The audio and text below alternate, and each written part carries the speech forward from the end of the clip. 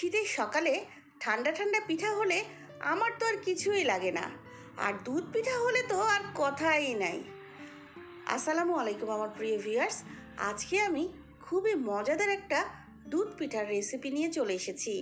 এটা দেখতে যেমন খুবই লোভনীয়, খেতেও কিন্তু খুবই মজাদার হয়।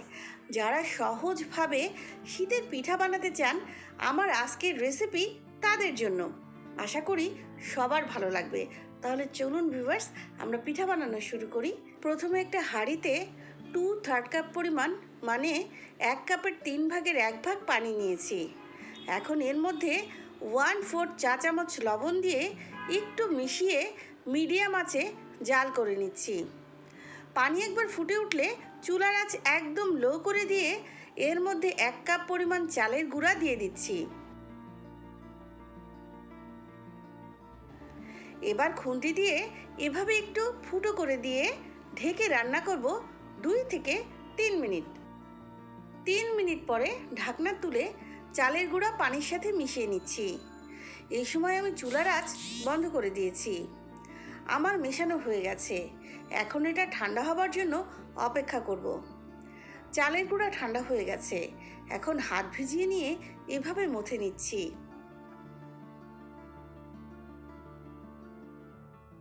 এখন ডোটাকে একটা বোর্ডের উপরে নিয়ে এভাবে ভালো করে মথে নিচ্ছি, যাতে ভেতরে কোনো লাম্পস না থাকে। এখন আমি এটাকে 4 ভাগে ভাগ করে নিয়েছি।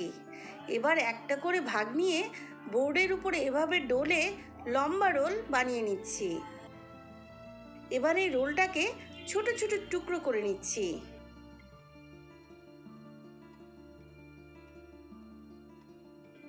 এখন একটা ছোট টুকরা নিয়ে প্রথমে একটা বল বানিয়ে নিচ্ছি। এবার এরকম একটা লেবুর রস স্কুইজারের উপরে চালের গুঁড়ার বলটা রেখে এভাবে চেপে নিচ্ছি। এটা আমাদের প্রায় সবার বাসায় থাকে। একটু ভালোভাবে আমার ভিডিওটি দেখলেই বুঝতে পারবেন যে এটা বানানো খুবই সহজ। আমার ভিডিওটি যদি পছন্দ হয় তাহলে একটা লাইক দিয়ে দিন। ফ্রেন্ডস অ্যান্ড ফ্যামিলির সাথে শেয়ার করতে পারেন। আর নতুন ভিউয়ার্সরা দারুণ দারুণ আর মজাদার সহজ রেসিপি পাওয়ার জন্য আমার চ্যানেলটি সাবস্ক্রাইব করতে পারেন। আমার সবগুলো পিঠা বানানো হয়ে গেছে।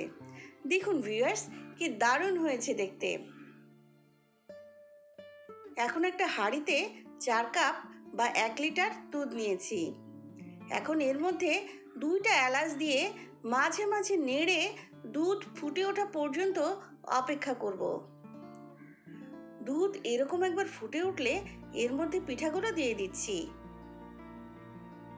এখন হালকা করে একটু নেড়ে মিশিয়ে নিয়ে চুলার আঁচ লো আর মিডিয়ামের মধ্যে রেখে 5 মিনিট পিঠাগুলো সিদ্ধ করে নিব। পিঠা রান্নার সময় হালকাভাবে নরম স্প্যাচুলা দিয়ে নেড়ে দিতে হবে, যাতে পিঠাগুলো ভেঙে না যায়। আবার পিঠার রসও উঠলে চুলায় পড়ে না যায়। 5 মিনিট পরে এর মধ্যে 1 কাপ পরিমাণ গোলানো গুড় দিয়ে দিচ্ছি। হালকা করে একটু নেড়ে মিশিয়ে নিয়ে আরও 8 থেকে 10 মিনিট লো আঁচে কুক করে নিব।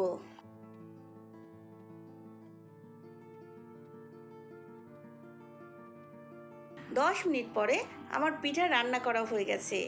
এরকম রস থাকা অবস্থায় নামিয়ে নিতে হবে, কারণ ঠান্ডা হবার পরে রস আরও ঘন হয়ে যাবে। এই তো দেখুন ভিউয়ার্স, কি দারুণ হয়েছে দেখতে। এখন একটা বাটিতে সার্ভ করে নিচ্ছি।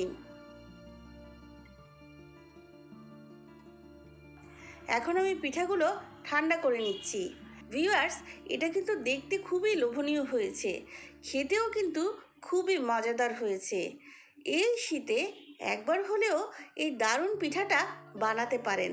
আর কেমন হলো সেটা তো আমাকে অবশ্যই কমেন্ট করে জানাবেন। আবারও অন্য কোনো রেসিপি নিয়ে দেখা হবে ইনশাল্লাহ। সবাই ভালো থাকবেন, সুস্থ থাকবেন। আল্লাহ হাফেজ।